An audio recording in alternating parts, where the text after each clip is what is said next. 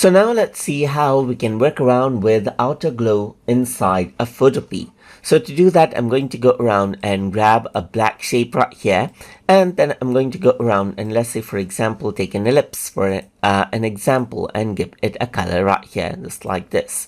So let's just go around for the sky blue color itself. And now what I'm going to do in order to apply the outer glow effect is right click on the shape right here and then go to blending option. And over here you can see that outer glow is an option right here, just like this. So if I were to go around over here, you can see that this is the outer glow that is added in. So now you can go around, change around the opacity, as you can see right here. So there's a bit of a glow right here. So let's just go around and spread it, and you can see that it actually goes around and glows around right here, just like this. You can change around the spread and the glow changes accordingly, as you can see right there.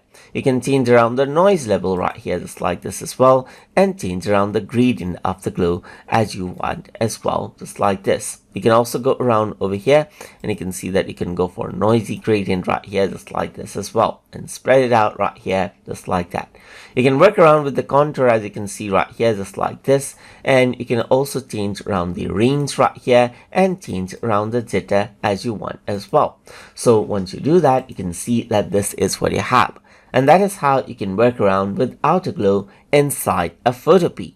So hope you guys learned something as always.